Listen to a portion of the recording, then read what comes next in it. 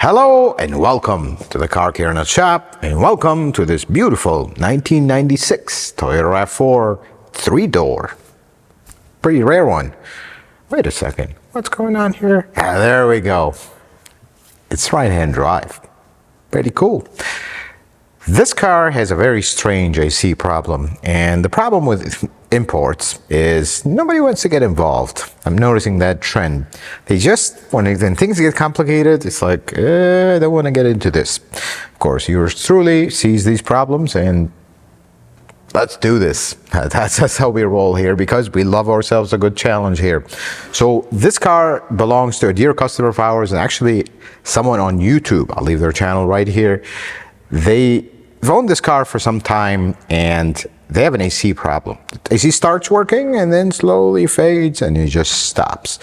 Let's get started with the video. We're going to show you what the problem is, what our diagnosis theories are, and then we'll attempt some repairs. Toward the end, if time allows, we'll give you a quick tour of this car. This is a pretty cool car. So let me show you what's going on with this car. We're going to hook up our gauges. I'm just going to use the machine because right after that we're going to pull the refrigerant out. The high side is right here. So this is when they used to put them in strange spots. All right. So the low side was here. This is R134, by the way. Factory R134. See the sticker right here. Well, we're not going to do anything. We're just going to start the car, and I almost went the other way. This thing is the wrong side. We're going to watch what the gauges do.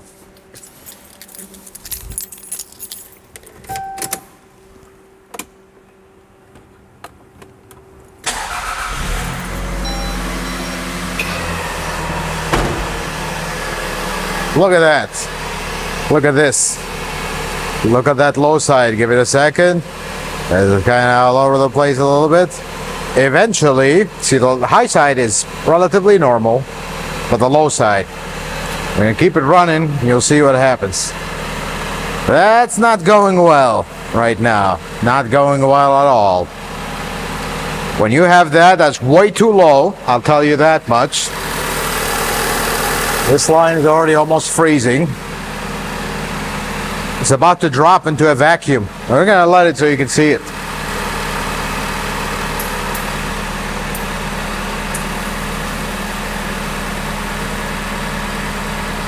That's way too low. So you have the high side normal, low side, look at that, is about to dip into a vacuum. So that is not very healthy for the compressor, so I'm going to shut it off. It's going to equalize now. That's the problem with this car. So here's what could cause. Look at this line. Look at this line. It's like freezing over already. It's like, you see the color? Oh, look here. It's already starting to freeze over. Two things can cause this. You have a restriction somewhere. So here's, just to run this real quick, here's how AC work. Refrigerant has a specific, you know what, while we talk about that, let me recover this because we're going to actually work on this. Refrigerant has a specific property. The higher the pressure, the higher the temperature. The lower the pressure, the lower the temperature. So here's what the AC system will do. The compressor will kind of move that refrigerant around, and then you have two styles. Either you'll have an orifice that creates a restriction, so now your high pressure is coming here, and then you're dropping the pressure, which means you're dropping the temperature, which means you're going to have a colder refrigerant, which then is going to go through the evaporator. Air will pass through it. It'll absorb the heat from the air and make it cold, and then now the refrigerant will be hotter. It'll come around, get cooled here, and then the cycle continues. So here's what's going on here. That restriction is way too much, like clogged basically. So the refrigerant drops to such low pressure, as you're seeing it on the low side, just completely drop, that you basically freeze everything up and there's no more refrigerant going to the evaporator and the AC stops working. Two things that can cause this. Two common things. It could be something odd, but the common things, and this is where this is a little bit difficult. This is an old school car, it has a receiver dryer, which is a big bottle on the side. That could have the restriction. Or could be an expansion valve, which is expansion valve is the second style that creates that restriction. So we would drop the pressure so AC would work. So the reason I have reason to believe that this may end up being a receiver dryer is because this line is freezing. If it was the evaporator, I feel like the line over there would freeze. So obviously an expansion valve in this is behind the dash. Now you don't have to remove the dash, but it's a lot more involved, a lot more labor, and a lot more cost. Receiver driver, on the other hand, it's not bad at all. It's right there. We'll get to it and get it replaced. In these cases, I'm going with my hunch. I'm going to replace the receiver dryer. It's never a bad idea to replace it in an older car like this. And we'll see what happens. So, shall we do that? Okay, let's see what we are getting ourselves into here. I really don't like this bull bar with cars, but let's give it quite a character here. Again, we're going to go about this. I mean, I've worked on these old RAV4s, but not going to proclaim that we know them inside and out. Because the last time I worked on one of these, it's been a minute. Let's put it this way. So, we'll figure it out as we go. I'm going to remove this air filter to give me maximum space on the side here. Because the dryer is all the way down here. You know, I'm looking at it. Maybe not. Let me pull this coolant bottle. See if just by removing that in the duct, we can get it out. I mean, the less we disturb, the better. That's the way I see it. Yeah, we're gonna have to remove this box. I see it already. Because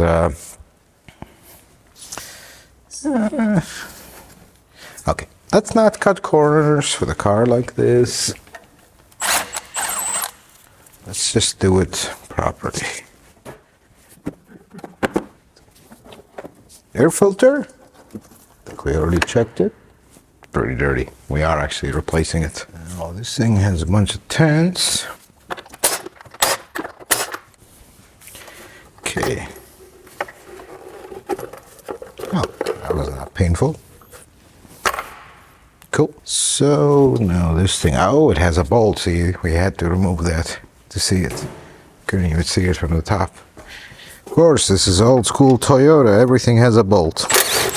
Nothing has a clip, which is a good thing. Until they rust and then all the bolts break. There it is. Now we can see our receiver dryer. So here's the receiver dryer. I think I have a pressure switch here too. Oh, I just want to go. Okay. So we got two lines, and then the receiver dryer should come out. So the only problem I'm seeing is it's a pretty shiny receiver dryer. You notice how it's more shiny than the rest? I wonder if somebody tried that before. Well, we're here. One way to find out.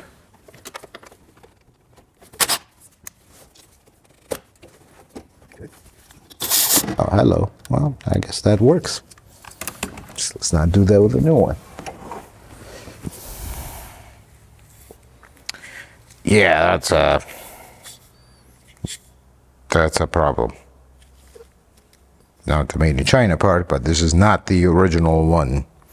You never put an aftermarket receiver dryer on a Toyota. Let me grab the new one, which is somewhere right here. There you are. Toyota part. So the best part is this style, they used it a lot in the 90s, even into the 2000s. So this was a US stock part. And this one does not say anything on it. And it just says Denso. Only problem is the in and out part. because this could spin any direction. And if you put it wrong, we got a problem. So before we even start, this is my fault for not noticing.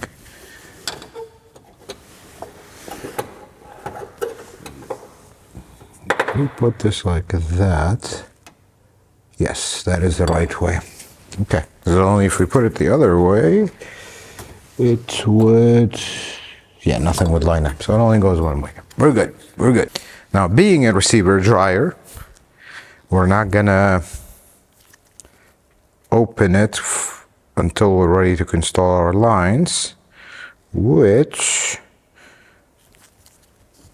is trying to find the right orientation. The reason I believe it is this way.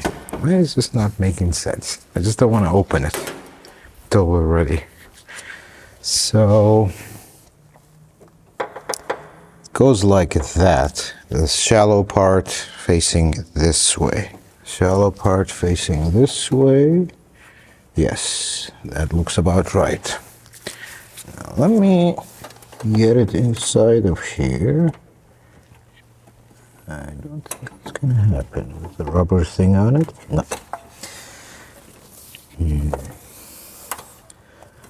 I think I have a better plan for this. Let's just remove this entire bracket.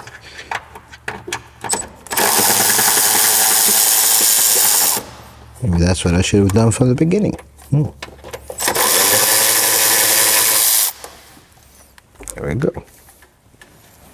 Now we can figure this out. So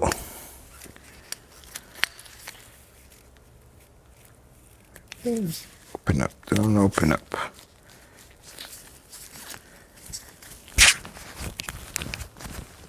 Let me grab a pocket screwdriver. I lose one on a weekly basis. Now that I got my screwdriver, this rubber is just standing in the way.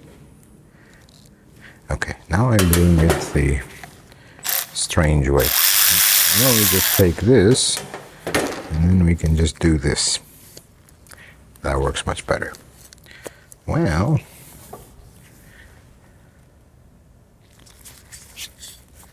assuming here's that touch mark from this guy. Let's verify that we got it orientated the right way. So if I put it like this, it's gonna go right there. No, that's not right. We need to rotate it. You know what? What if I loosen this? Now I can kind of rotate it.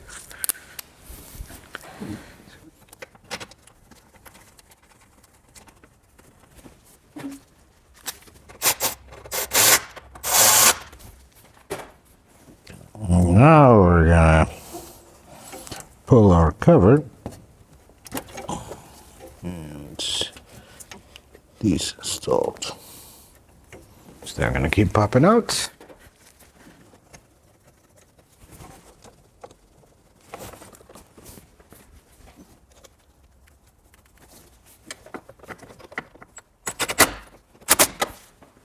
Now that we got it here, I'm gonna get the AC machine because we gotta put this on a 25-minute vacuum.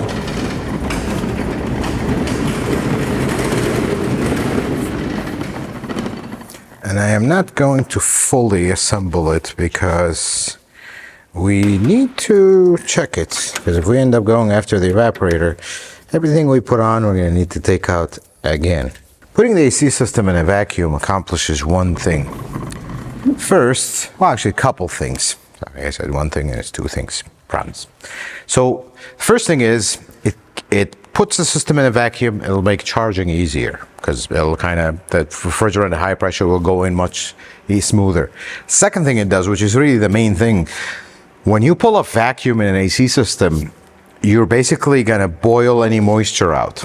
So moisture is a really big problem because it changes the way the refrigerant reacts with pressure changes and temperature. So you do not want any moisture. Hence why we have a giant receiver dryer. This dries the refrigerant and captures the moisture in it. So which, looking at this one is not original. Some cheapo, I don't know where it came from. So this is very promising, actually, because one thing I know about Toyotas, never ever put an aftermarket receiver dryer. So we're gonna let this do its thing for 25 minutes, and we'll catch you guys back when it's time to charge it. We'll charge it, we'll run it, we'll see what happens. So it's finished vacuuming. I temporarily connected the air filter, the housing, nothing is tight, it's just testing with it. So we're gonna charge it. Here's the problem with this car. We don't have how much refrigerant to put, because I think this hood's been replaced. We only have this R134 sticker, which Japanese write in our numbers, so that's not the case. I looked up a spec for a US RAV4. Now it is a 4-door, hoping we don't have issues. However, this has a sight glass, which will be able to tell you if we have a correct level or not. When we shut it off, if it works properly, when we shut it off, you see a little bit of foaming, that it's clear. That tells you that the level is correct. So the regular RAV4 takes 750 grams. And let's do this. Sure. Things are open. They are.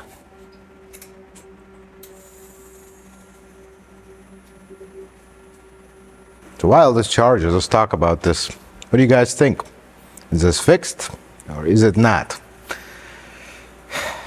It was promising that the thing was non-original. I mean, it looks newer-ish, but it's also not brand new, like someone did it 2 weeks ago. The owner would know, because we had it for a while. So keep our fingers crossed, because if this is all it is, we're in great shape, because this is minimal labor and the thing is not expensive, the receiver. But if we have to go into the expansion valve, we run into problems, because there is a temperature sensor that is discontinued. I usually like to replace that with a expansion valve. Evaporator is discontinued. The good news are you don't have to pull the dash out. So there's good and bad news. But at least on the US model, you don't have to pull the dash off. We're gonna find out. Because if we have to pull the dash out, this video is not gonna do it, because that's a lot of work, and it's starting to get late here. So fingers crossed on that too. So plan A and plan B. Wish us luck. We're almost there. It's 7:48. There it goes. Well, moment of truth. So here's what the machine will do right now. Right now it's finished charging, but you have refrigerant in these lines. So it wants to compensate. The way it's going to compensate is we're going to have you disconnect the high side, which is usually the high pressure side, and then the low side will pull the refrigerant in as the AC works. So let me turn on the AC, start the car, and then this will serve as a double purpose. Is it fixed? And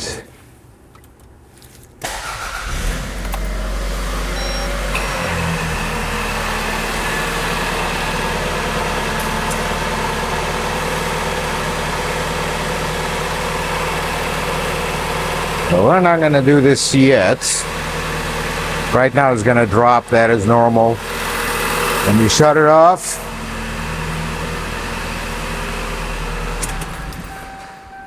it's pretty cold. Is this line frosting over again? Didn't frost over. It's normal for it to get cold. It's the low side. But let me pull this.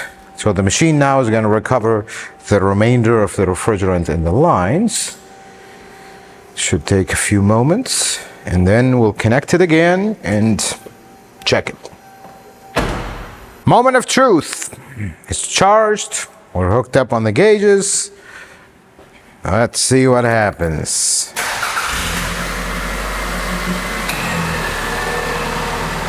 That's not looking good.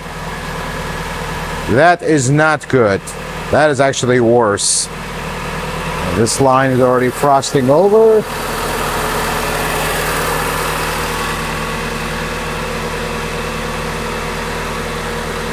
Yeah, that's about to go into a vacuum.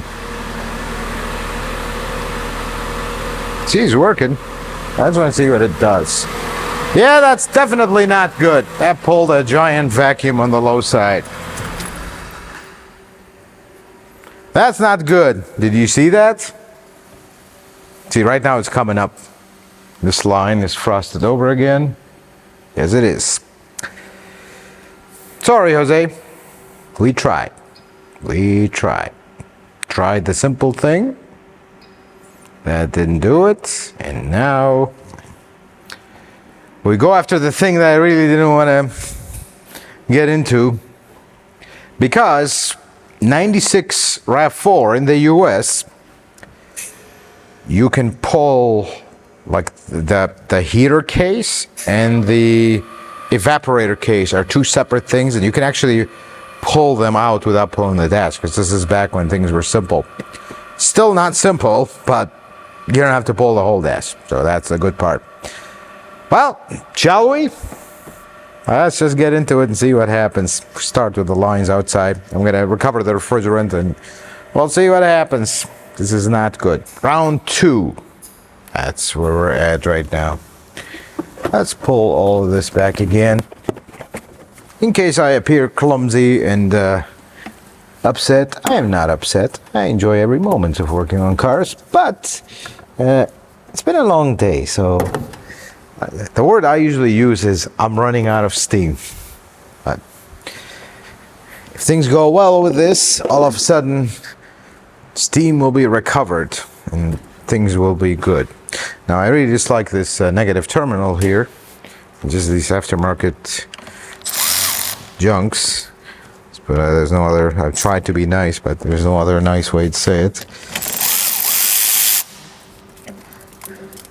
I'm gonna remove the battery because it'll make our life a little bit easier to do that, to undo the lines here. Tiny little battery for these cars. Okay, that did not accomplish anything. We need to remove that bottom tray. That's why we removed the battery. Oh boy. Don't drop stuff right now. Okay, now we got front row seat to our, let me get some wrenches. I'm gonna go with this one being a 17 and a 19. Okay, 17 is good.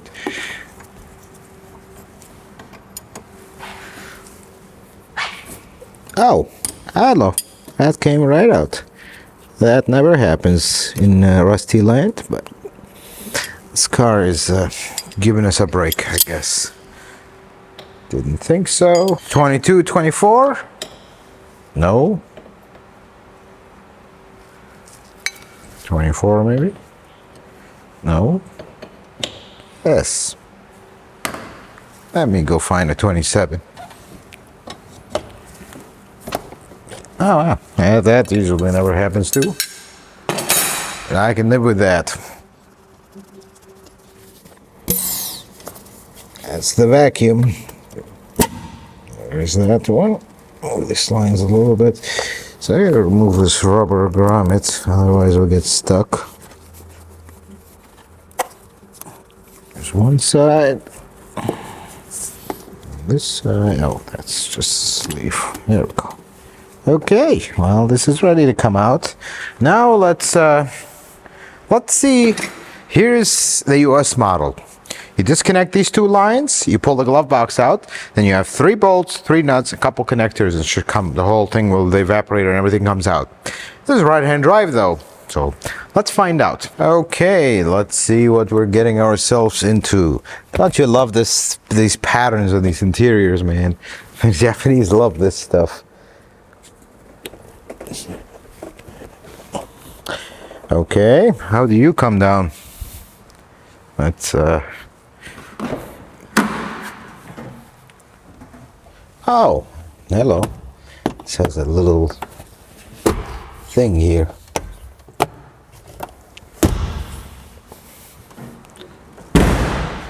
And of course, what's an old car without a jug of oil? Empty, almost. Oop, that's not a good thing. I don't know if this is closed or not. Let's just stand it up straight. Okay. Now that we got that out of the way, Seat as far back as it goes. Let's do this. How do you come off? Could this be just a simple one? Here. Ah, see it? I see it. It's 2 screws. Okay. It does look like the same as the US model. However, the blower unit, actually we do not have to mess with this blower unit. This is part of the dash. Let me take a peek here because this is, so I see my 2 bolts and 3rd bolt, 2 nuts. 3rd one is gonna be up here. I think there it is. Oh yeah, this is the same thing as the US model. So I'm gonna get this wire out of the way. I have an unidentified connector on this wire. And then there's one ECU here. There we go, that's out of the way. What are you? Doesn't say anything. Tuck this to the side. Now, stick the top nut. And I lost my pocket screwdriver again. Pocket screwdriver has been located. The same one, I didn't lose it this time. Not yet, hasn't been a week.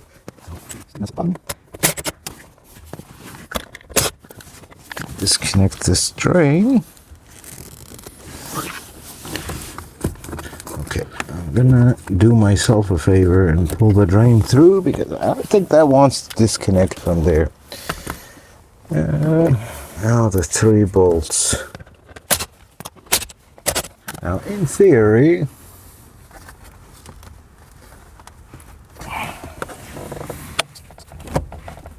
it's moving, but now the dash is in the way. And this is where this becomes a lovely fight. We didn't have the studs, we would be okay. Of course, they decided to put the studs here. Yeah, this side is simply not.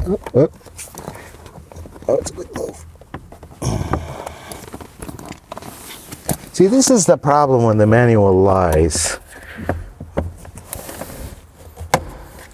Yeah, I'm worried about this part, so here's what I'm gonna do. I'm gonna pull this out. Loosen the dash on this side just so I can have more leverage, because we are talking about an old car here. I don't want to be yanking on plastic stuff.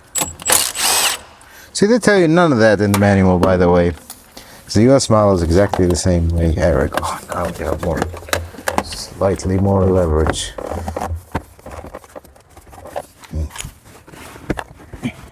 One side is clear, this side is about to clear. About the top. Top is clear.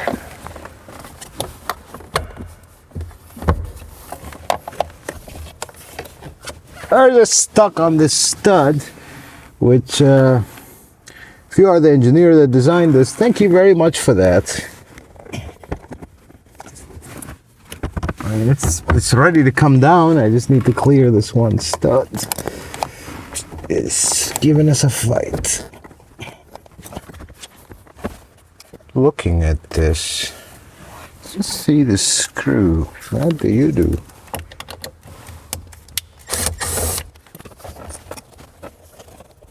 These 2 panels supposed to separate. Oh, this is what holds it. Okay, we're making progress, I think.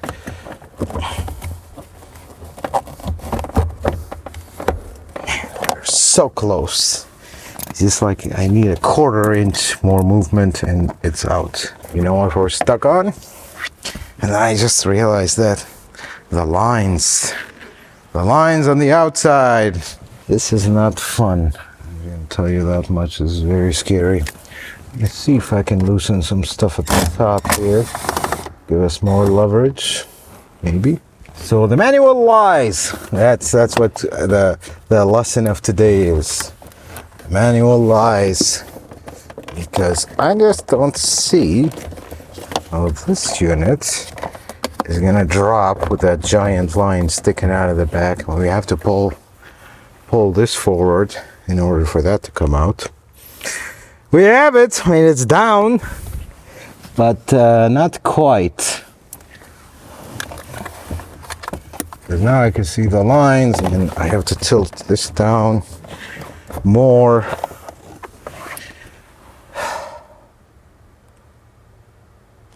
See, here's the thing with Toyota engineers, if you're watching. You know, if you made this panel removable, just 2 screws here, and this is something that you can remove, then this would be very simple. But they didn't. So now, there's a screw here. Let's see if I get that out. Can we get more leverage? Take this screw out. That moves the whole dash, but it doesn't help us.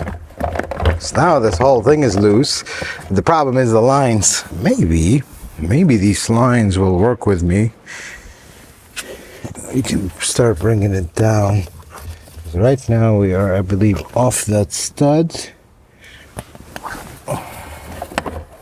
Look, see, it wants to go. But the lines are holding us. Yeah, now we're stuck on the lines. There's no way.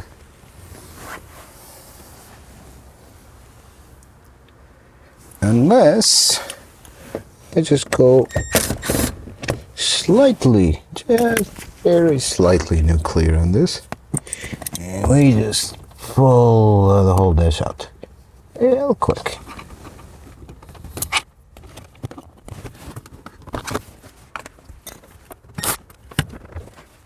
Oh, somebody already lost that bolt. Guessing when they installed this fancy radio. Pioneer. This entire thing gonna need to come out, or just this? Thought this popped out separate.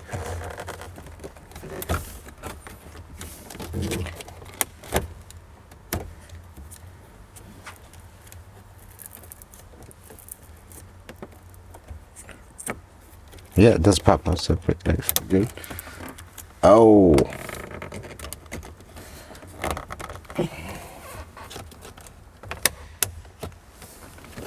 Why aren't you coming out? Okay.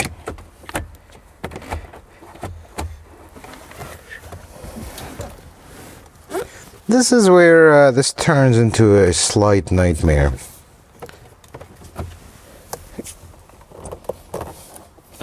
Because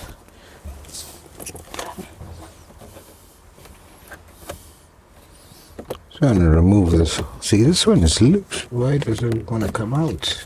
So I'm wondering. No, I feel like something is holding it, and it's getting stuck on this radio, and I don't want to damage it. See, that's what happens when you have a aftermarket radio. Things get stuck on it. I'm going to remove this panel to see what's holding us, because I have a feeling this one is bolted down somewhere else.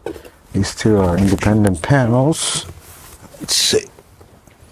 Just gonna give it a tiny little tug. See what happens.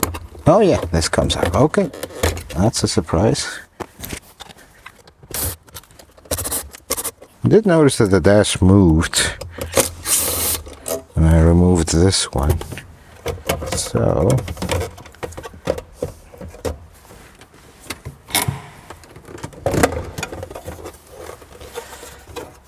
holy okay, hello. Yeah, that's a giant rat nest. That's what I call that. That's a lot of movement now. Well, let's see if it's enough to get our evaporator box. Oh yeah, that's much better. I just pinch my hands. Ooh, this is the moment of truth, folks. It's going, and lines are out. It's a matter of maneuvering it. Yes. Come on. Yes. We got it. I probably shouldn't put it on the seat. We got it. Okay. We made it. This doesn't have a cabin air filter. All the stuff ends up here. I don't want to disturb that evaporator too much, so we're not going to go overboard with the cleaning because discontinued. So, let's do this. Got one clip.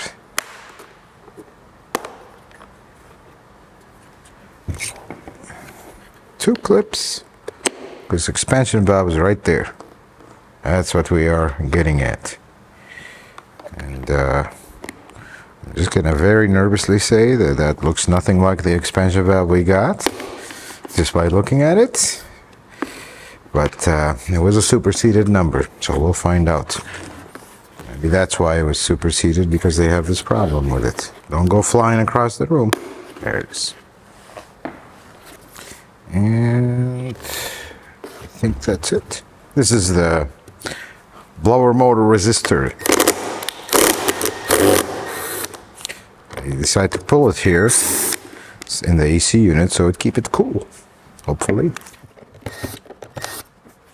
I think I'm gonna go ahead and remove it so it wouldn't stand in the way.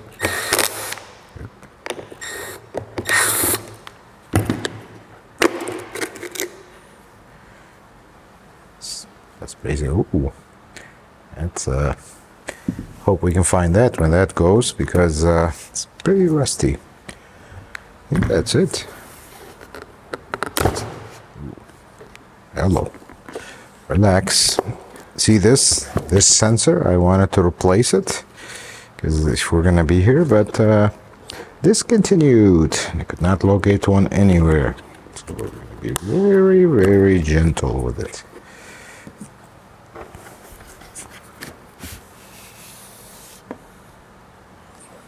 Okay. Well, this is actually not a moldy mess. That's pretty nice. You give it a quick wipe down, and that's about that. Here's the evaporator. Got a little air fuzz. Ooh, hello. That's why cars need the cabin filters. Look at that. Yeah, we're gonna have to pull this evaporator out and clean it a little bit, because this is, yeah. Well, I don't see leaks, so that's a good thing. I'm gonna get this mess out of here. Okay. See, let me go grab my new expansion valve. Yeah, whatever this thingy is, no thingy on this one. So, part number is correct. It's the OEM one. These look bigger than a 4mm. Yeah, it's not the 4mm, I figured just by looking at it. It's a 5mm on this one. Usually they're 4mm on this style. Well, are these bolts gonna break? Ew. These are very scary bolts. They love to break. Okay, that was scary. But we got it. Now that takes care of that. There we go. This O-ring stayed. Just gonna set them here. We are replacing some of these O-rings, but now this one, oh, okay, it separates like that. So I know which O-ring goes where. Okay, well, here's our expansion valve with an O-ring still stuck in it.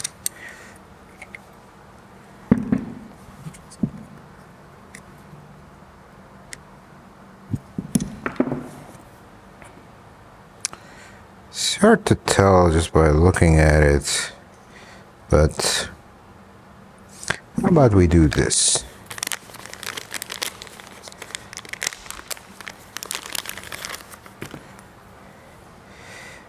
Yeah, these two don't look anything alike. This is completely different, this one. So, oh, hello. This looks very different, this part. This is the correct expansion valve, it's just they updated it. So let me find some of these O-rings. So there's only one O-ring that we could not get, which is this one.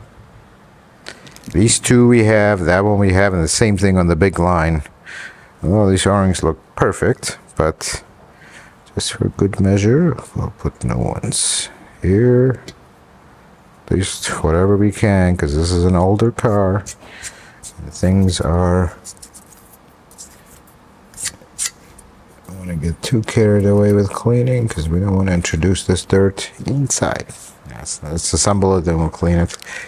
And then there's the tiny little O-rings. Only one we can replace. Let's work with what you got. I'd rather use old Toyota O-rings than some aftermarket generic stuff. I'm going to put some gloves because we got to put oil on these O-rings. And if you've ever had AC oil on your hands, you'll know why I am doing this. It's extremely harsh.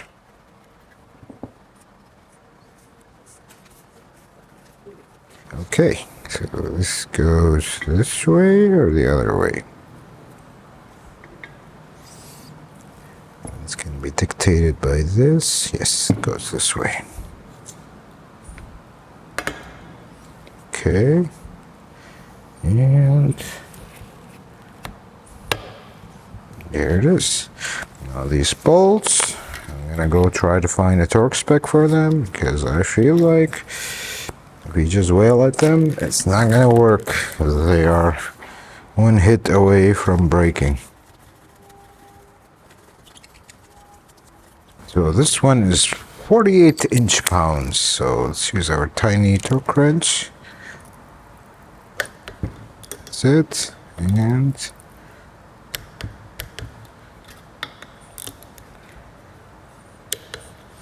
okay. Here's what I'm going to do. I'm going to cap these lines with a glove and go give this a quick clean. Same thing with that, and we'll start putting it back together. Okay, we give this a quick clean. It's gentle. We don't want to go overboard because we don't have this stuff. If something goes south, this car will never have AC again. Let's put it this way. This one goes out here, and this side clips on somehow.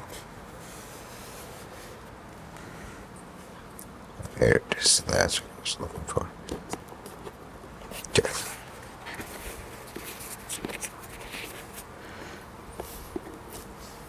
So I'm going to put some of my clips here to hold it together.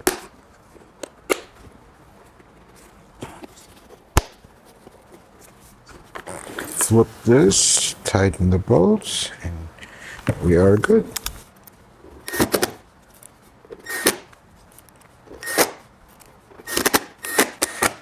Okay, now this wire went here.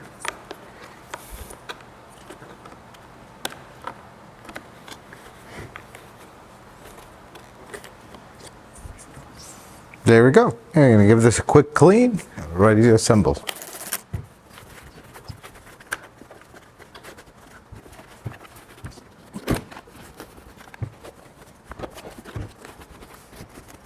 Well, that is a lot better than how it was. I think we are good. Let's start the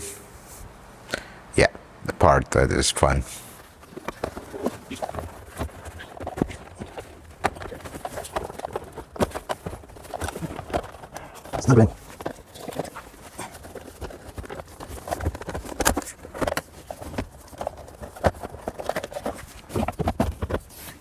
Before I call it, let me check. Yep, we're in. That's good. That's very good. The heart attack part is over for now. My bolt go. This is, you know how you usually say with mechanics when they're done with a job, They have extra bolts. I feel like I always end up with the same thing. I have missing bolts. Where did you go? I'm missing a 10 that goes at the bottom, or am I going crazy? Is there one there? Yeah, there's one. Did you go? Now I think I am going crazy. Where did my bolt go? Okay, let's do an inventory of the bolts. These 4 are for this, I think. These 2 are for the glove box. This one is for here. This one is for here. We removed one out of the top. This one is for the side of the dash. Here are my 3 nuts.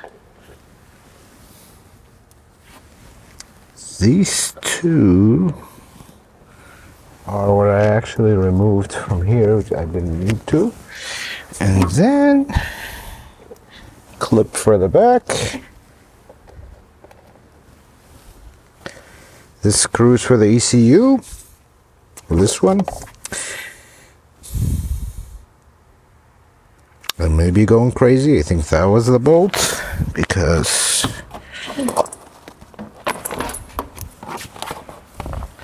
I don't see anything else. I think that was it. Now I'm missing even more. I have 2 more here. Oh, there was only one, which was this one. So yes, we are missing a bolt. It has been located under the car, of course. Okay, let's get this one. You know what? I have an idea. Very important idea. Before we continue, let's go connect the outside so we can hook up the machine. While we finish everything here, we will get it going. Now here, this one is another strange O-ring that didn't pop up with any part number. We looked it up in the catalog, so assuming discontinued. I mean, why do you discontinue an O-ring, Toyota? And why is the Japanese model different than your US model? I don't know.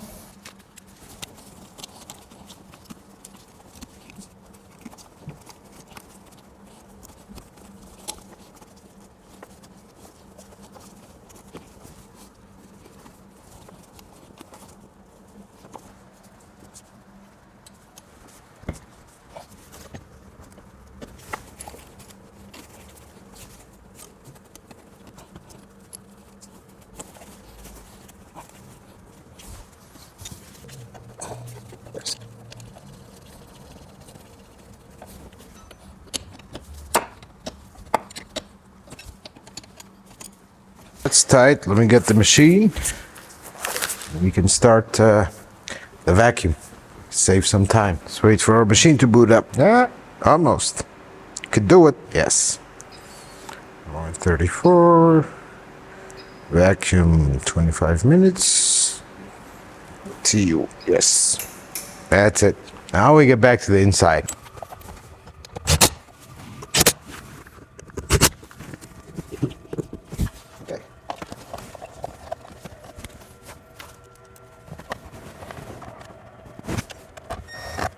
Oh, that's fine.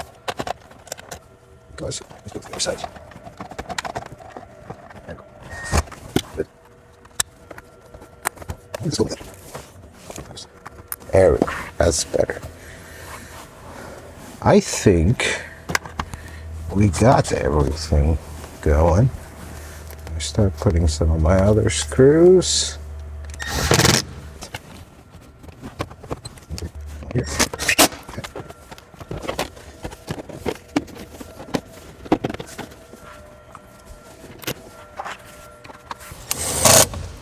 That's it. When things line up right, they just go.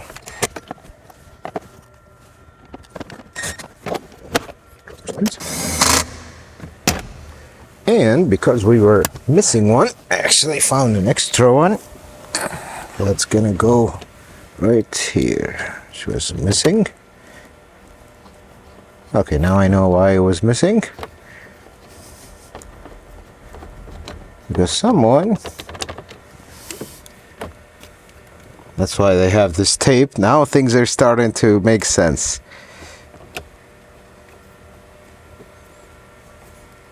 Because someone destroyed the opening here.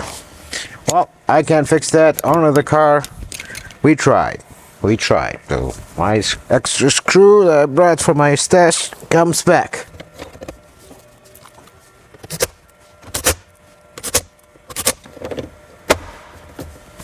Okay, well, this interior is back together. Car is all back together.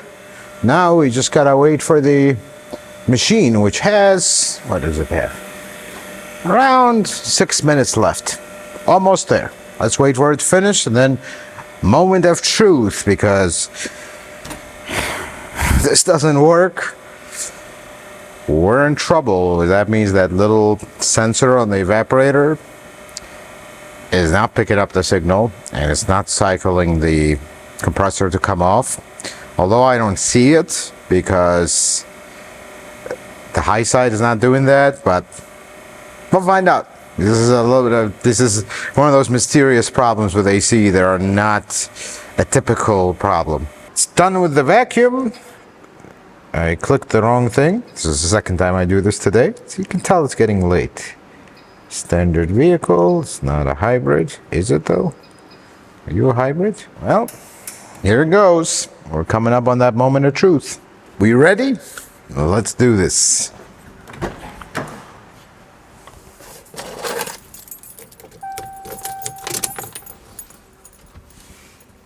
Turn the AC on.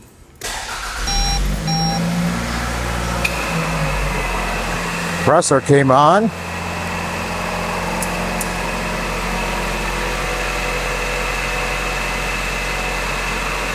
This is the last step. It's gonna empty, trying to compensate for the hose.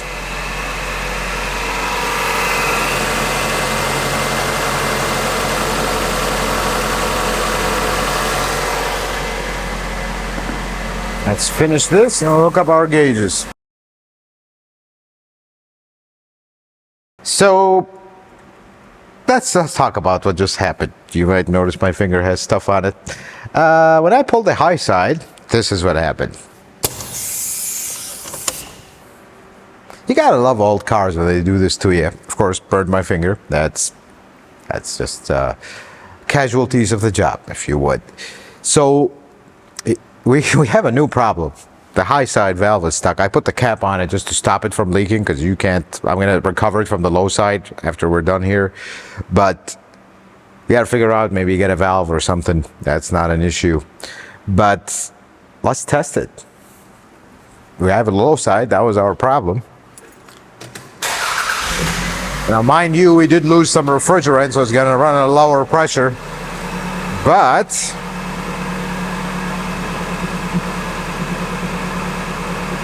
it's holding. There you go. Compressor just disengaged. They didn't do that before. Let's leave it running for a while and see what it does. It's lower pressure than normal. I think it needs to be a little bit higher than that. But I think it's fixed. Compressor is off now. And that didn't do that before. It just continued to pull and pull and pull and went into vacuum. And now my line is not frosting anymore. Yeah, there we go. Compressor just came on. We did lose some refrigerant while I kept the line. But see, as soon as it gets low, it disengages, and that's how it should be. And the AC is ice cold. Yes, I think this car is fixed. Not without taking a casualty, but hey, it's part of the job. What are you gonna do? So why don't we go on a more positive note. I'm gonna skip over, probably be a few days later, because we gotta figure this out, get this properly, and then we'll do a tour of this car. So this is not a few days later, this is more like a week later. We figured out the high side, and the best part is I pulled the valve. I don't know if you're aware, the valves for the AC lines, they're actually Schrader valves. You can pull them out and inspect them. We found a little piece of debris that got it stuck. A little concerned that there's a debris there, but we'll hope for the best. got that fixed, and I am gonna just do the right thing here. I blame Jose for not filming that little piece of debris. No, it's me. I just wanted it fixed. That was the main priority, but we got that part going.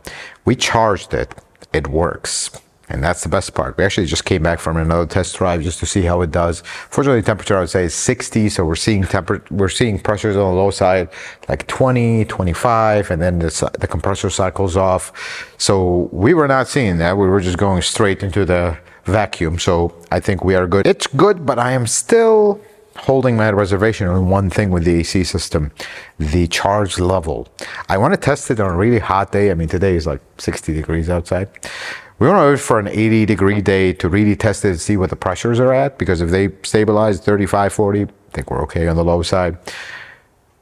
Having said that, let's take a quick tour of this car. So this car actually has a 3S FE engine. This is a 3S timing belt engine, distributor variety of this engine, not the waste spark system. This is actually one of the things we are doing. Valve cover is leaking, distributor O-ring is leaking, doing a new set of spark plugs and whatnot, not doing the timing belt. The timing belt sticker, there is a sticker here, but I can barely see it. I can't see the year. 07, I think, 102,000 kilometers. So it is due for a timing belt, but this is not an interference engine, so we're not too worried about it. But let's close the hood and take a tour around it. This is a pretty cool car.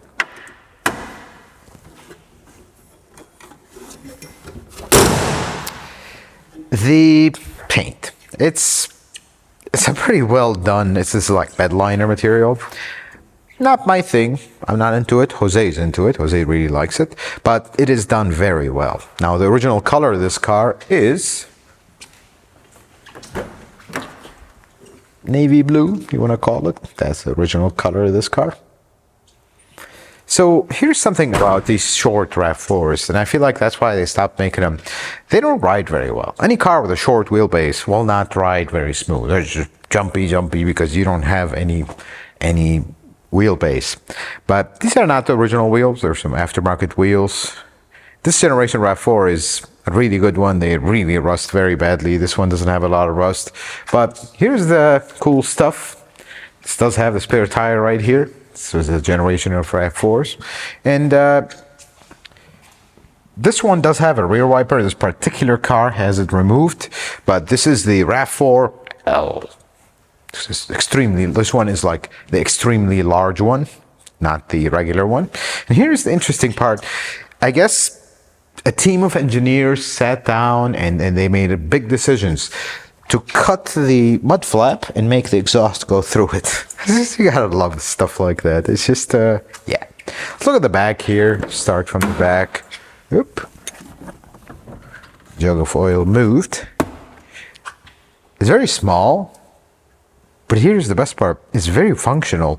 It's good because you can put these up, and it's actually a decent space. It's pretty high. It's pretty cool. But here's the interesting part. This doesn't even have a lock. You have to put this little lever down and lock it here. And here you go. Now the seat is stationary. Isn't that something? Same thing with this one. It does lock down, but not up. Up, you gotta put these things down. This is actually how we got the car, so I'm gonna leave it like that. This jug of oil really got me nervous. I don't think this is original. I think this was added because I see carpet underneath it. If you look at the edge, there's carpet. It's actually a good idea. This is very nice wearing material. Super basic car. I mean, things are extremely basic. They are. This is the high quality plastic they used to use back in those days. I'm noticing something.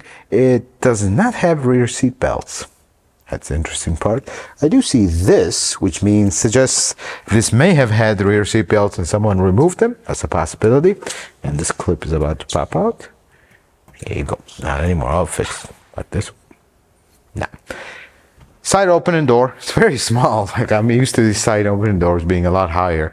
But you can tell the third brake light is a complete afterthought. That's just how they used to do things. let's look at the inside. And which direction you want to go, Jose? Because this is the wrong side. I'll just go from here. Although you have seen the inside a little bit while we were working on it, but it's exactly the same as actually the US model RAV4, except steering wheel on this side. Super basic dash. I mean, extremely basic. No airbag on this side, just a little area where you can put stuff. You remember we could do this in the past when there was no airbag. Look at this tiny pillar. There's no airbag here, there's nothing. It does have a very, very interesting sunroof. It kind of, if I know how to open it. How do you open, buddy? Am I doing something wrong here? I mean, it's in Japanese. Pretty sure this is supposed to... Ah, I see it. There we go. There's two buttons. And there it is. That is the entirety of the... Well, it's not really a sunroof. It's actually a sunroof, sorry, not a moonroof. It's a fixed panel. But, yeah, that's all you can do with it. Pretty cool. And you have another one in the back, too, just for good measure. And this one does have an aftermarket radio, does have that very annoying pass thing that keeps yelling at you. Here's something about Japanese market cars. The shift lock is a button that is exposed. See, in the US, this button is hidden underneath something. Here, it's just take it out of park. Do have a little, it's actually an ashtray. I think the actual ashtray is missing. You have this giant opening here, and this is the old school toggle stuff. It's this is something about this generation. Look at this. That's how you used to do things. Just no light, just a little flap, and everything is flopping around. This one doesn't even get it, so you don't need it. But this is how we used to do things. This was a very basic car. I mean, there isn't much to it. They're super basic, super reliable. Look at this pattern. You know what Jose called this pattern? His best idea is this is the same pattern you'll find in a CTA bus in Chicago. Probably the same thing everywhere else. And I agree. It's a very interesting pattern. I don't know why they use patterns like that, but they do. You can have it on the door and everything. But this is a very cool car, I gotta say. I mean, not just because it's a Japanese import, but this particular RAV4 and two-door is a pretty cool car. It's rare, it's quirky, it's interesting. It's a pretty cool car. And now it has AC, finally. Now, just to give you guys what else are we doing with this, because we're not done with it. We got a few more things. We have a couple CV boots that are leaking. We have valve cover that is leaking, distributor ordering that is leaking. We're gonna do spark plugs and spark plug wires. I think that's all we got for it. AC was the main thing that brought it here. Few little odds and ends are here and about, and this car should be done. Folks, I hope this video was helpful and informative. I hope you learned something new. If you like it, consider giving it a thumbs up. If you're not a subscriber, consider subscribing to the channel. Check out some other videos. Until the next video, folks, may the Lord bless you and keep you, and you have yourself a wonderful day.